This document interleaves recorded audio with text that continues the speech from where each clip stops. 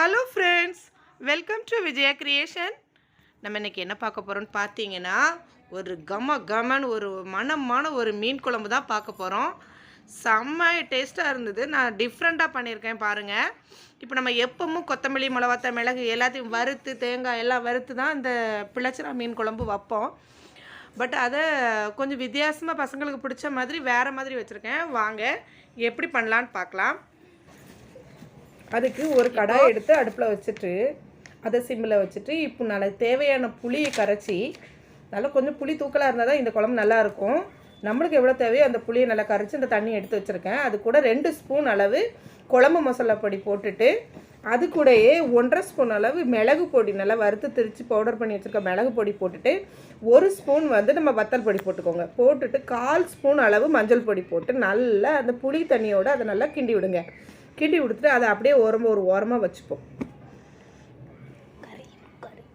நல்லா அந்த மிளகு பொடியெல்லாம் நல்லா கரையும்படி நல்லா கையை வச்சு நல்லா கரைச்சி விட்டுக்கோங்க. இப்போ நல்லா பியோர் நல்லெண்ணெய் எடுத்துட்டு நம்ம இப்போ அந்த கடாயில் 2 ஸ்பூன் அளவு எண்ணெய் விட்டுப்போம். ஹெல்த் நல்லெண்ணெய் எடுத்து அதில் ஊற்றிட்டு, இப்போ அது நல்லா எண்ணெய் சூடான உடனே ஒரு ஸ்பூன் அல்லது 3/4 ஸ்பூன் அளவு வெந்தயத்தை மட்டும் எடுத்து அந்த எண்ணெயில் போட்டு நல்லா கொஞ்சம் சிம்மில் வச்சு பொரிக்க விடுங்க. வெந்தயம் பொரியிறது வந்து இந்த மீன் குழம்புக்கு மீன் குழம்புக்குமே ரொம்ப ஒரு இன்க்ரீடியன்ட், ஒரு பெஸ்ட்டு. லைட்டாக அழகாக பொரியணும். இப்போ ஒரு பெரிய வெங்காயத்தை நல்லா சின்னதாக கட் பண்ணி வச்சுருக்கேன். அதையும் அதில் போட்டுக்கோங்க. இப்போ வெந்தயம் காட்டின பாருங்கள், அந்த பக்குவத்துக்கு வெந்தயம் ஃப்ரை ஆனதும் நம்ம வெங்காயம் போட்டுட்டு கொஞ்சமாக கருவேப்பிலை போட்டு நல்ல மணம் வர்ற அளவுக்கு நல்லா வதக்கி விடுங்க.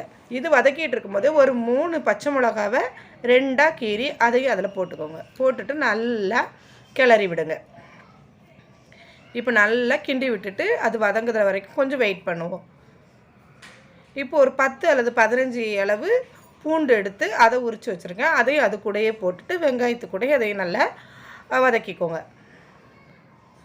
இது கொஞ்சம் நல்லா மிதமான சூட்டில் அழகான ஒரு டேஸ்ட்டில் இது வதங்கணும். எண்ணெயும் ஜாஸ்தி இல்லாமல் எண்ணெயும் கம்மியாக இல்லாமல் வதக்கிக்கோங்க.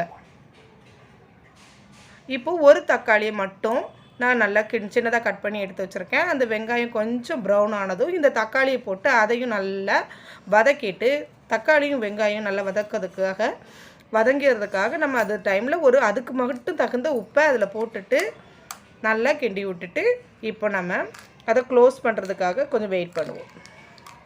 கொஞ்சம் தக்காளிலையும் இதில் ஹீட் ஏறினதுக்கு அப்புறம் நம்ம க்ளோஸ் பண்ணணும். இப்போ 2-3 வாட்டி தக்காளியும் வெங்காயமும் நல்லா சேரும்படி கிண்டி விட்டுட்டு பக்குவமாக எடுத்து நல்லா அழகாக அடுப்பை சிம்மில் வச்சுட்டு நம்ம முடிக்கணும். இப்போ வந்து இந்த பிள்ளைச்சிரா மீன் வந்து ஒரு சின்ன டிப்ஸ் இது. முந்தின நாள் நைட்டே வாங்கி அதை நல்லா வாஷ் பண்ணிவிட்டு கழுவி மஞ்சப்பொடி மட்டும் போட்டு நம்ம ஃப்ரிட்ஜரில் எடுத்து ஸ்டோர் பண்ணிவிட்டு மறுநாள் வைக்கிறதுக்காக அதை ட்ரை பண்ணால் ரொம்ப நல்ல டேஸ்ட்டாக இருக்குது. அந்த பிள்ளைச்சிராவில் வந்து ஒரு மனம் வரும், அது வராத அளவுக்கு இருக்கும். இப்போ நம்ம ஏற்கனவே கரைச்சி வச்ச அந்த புளி தண்ணி, அந்த மசாலா எல்லாம் சேர்ந்து வச்சுருக்க தண்ணியை வந்து நம்ம அதில் ஊற்றிப்போம். நம்ம வதக்கி வச்சுருக்க வெங்காயம், தக்காளி, வெள்ளைப்பூடு எல்லாம் வதக்கி வச்சுருக்கோம் இல்லையா, அதில் ஊற்றிட்டு இவ்வளோதான். சிம்பிளாக மீன் குழம்பு வச்சிடலாம், ரொம்ப சிம்பிள். இப்போ நம்ம இந்த குழம்புக்கு தேவையான உப்பை நம்ம அதில் போட்டுக்கலாம். மீனில் எதுலேயுமே உப்பு போடலை, வெறும் மஞ்சப்பொடி மட்டும்தான் போட்டு மீனை எடுத்து வச்சுருக்கேன். பிள்ளைச்சிரா மீன் வந்து எல்லாருக்கும் ரொம்ப பிடிக்காது. ஆனால் பசங்களுக்கு அதில் முள் இல்லைன்னு சொல்லிட்டு ரொம்ப பிடிக்குது. அதில் ஒரு ஸ்மெல் வரும் அந்த பிள்ளைச்சிரா மீனில். அந்த ஸ்மெல் வராமல் இருக்கணும் அப்படின்னு யாராவது நினச்சிங்கன்னா, முந்தின நாள் நைட்டே வாங்கி வாஷ் பண்ணி மஞ்சள் பொடி போட்டு ஃப்ரிட்ஜரில் வச்சுட்டு மறுநாள் காலையில் மத்தியானத்துக்கு நம்ம சமைக்கும்போது காலையில் எடுத்து அதை வெளியே வச்சிட்டோன்னா, அந்த மஞ்சப்பொடி முந்தின நாளே இதில் சேர்றதுனால அதில் உள்ள நல்ல ஒரு ஃபிஷ்ஷோட ஃப்ளேவர் வந்து ரொம்ப நல்லாயிருக்கு. ட்ரை பண்ணி பாருங்கள்.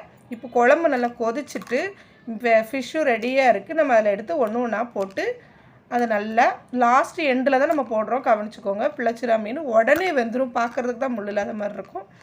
இப்போ போட்டுட்டு அதை மூடி வச்சுக்கோங்க. நல்லா ஒரு 2-3 கொதிக்க விட்டுக்கோங்க. அவ்வளோதான்.